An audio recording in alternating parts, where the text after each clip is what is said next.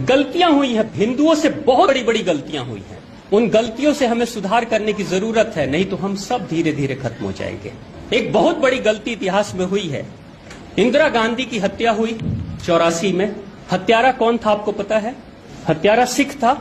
एक सिख ने अगर हत्या की है या दो सिख ने अगर हत्या की है तो क्या पूरे सिख कौम को खत्म कर देना चाहिए? ऐसा होता है क्या? मैं आपसे पूछता हूं, ऐसा होना चाहिए क्या? ये कोई न्याय कहता है क्या? अगर ऐसा होता तो महात्मा गांधी जब जीवित थे उस समय महात्मा गांधी के फॉलोअर्स 1,10,00,000 लोग थे। किसी नेता के सबसे बड़ी संख्या में अगर अनुयायियों की संख्या रही है तो वो महात्मा गांधी रहे हैं। नाथूराम गोडसे ने मार दी, किसी भी कारण से उनकी हत्या हुई, लेकिन नाथूराम गोडसे किस जाति का था? ब्राह्मण। तो क्या उस समय सारे ब्राह्मणों को खत्म कर देना चाहिए था? नहीं किया ना भारत के लोगों ने, क्योंकि एक दोषी है, उसको उसकी सजा मिलेगी। लेकिन यहां सिख जब दो सिख मारते हैं तो सारे सिख को चुन चुन के उनके दुकानों को लूटा गया, उनके घर को लूटा गया, उनकी हत्या की गई। मैं उस समय छोटा बच्चा था, मैंने भी देखा कि हिंदू लूट रहे थे दुकानों को। और ये सिख कौन है?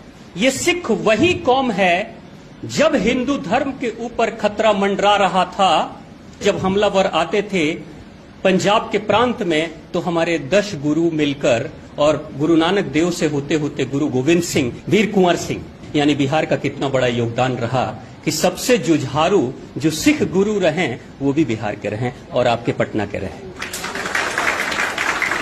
इतना बड़ा योगदान।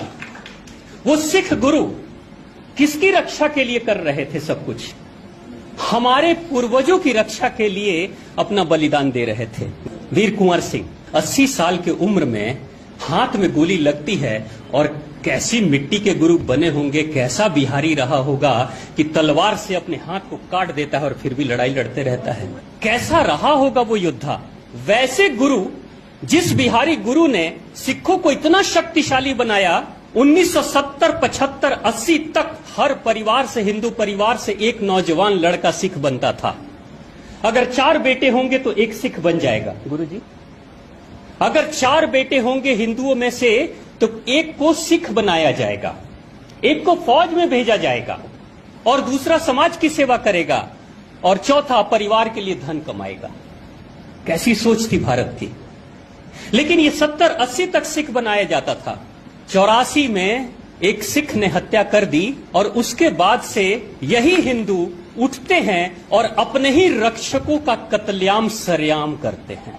ये भी भूल गए कि रक्षक है हमारा, ये हमारी रक्षा करने वाली कौम है, लेकिन हमने मार दिया 1984 में, क्योंकि सिख मुट्ठी भर थे। लेकिन कहते हैं ना, प्रकृति, न्यूटन का एक सिद्धांत है, क्रिया के प्रति प्रतिक्रिया भी होती है। जो कर्म आप करोगे, जो चिट्ठी आप लिखोगे, उसका जवाब आपके पास लौट कर आएगा। चिट्ठियों में गाली लिखोगे तो क्या बदले में चिट्ठी के जवाब के रूप में क्या तारीफ लिखे हुए आएंगे? गालियां ही आएंगी। क्या लिख रहे हो, क्या भेज रहे हो, वही मिलेगा आपको। हिंदुओं ने किया 84 में, और ठीक 6 साल के बाद पंजाब से कश्मीर की दूरी सिर्फ 300-350 किलोमीटर है। अगर ऑन रोड भी जर्नी किया जाए तो 6 से 7 घंटे, 8 घंटे में पहुंचा जा सकता है। अनाउंसमेंट कराया गया कश्मीर में मस्जिदों से कि हिंदुओं, या तो तुम इस्लाम स्वीकार कर लो और नहीं तो मरने के लिए तैयार रहो, या कश्मीर छोड़कर भाग जाओ, अपना घर, अपनी बेटी, अपनी बहू को छोड़कर जाओ। ये अनाउंसमेंट हुआ 1-2 दिन नहीं, कई दिनों तक। बगल में ही सिख कौम है जो हिंदुओं की रक्षा करती है, वो नहीं आए और 70,000 हिंदू ब्राह्मण मारे गए। कत्लेआम हो गया, बलात्कार हो गया, सब कुछ हो गया, देखते रह गए। जब तुमने अपने ही रक्षकों का भक्षण कर लिया तो क्या उम्मीद करते हो कि जिस समय तुम खतरे में आओगे उस समय तुम्हारी रक्षा करने कोई आ जाएगा? वफादार जो कोई प्रहरी था आपके धर्म का, उसी को मार डाला आपने। और सोच के विचार करके देखिएगा, जिसके लिए सिखों को मारा, मैं कहूंगा नहीं, लेकिन आपको भी पता होगा कि क्या वो हिंदू हैं?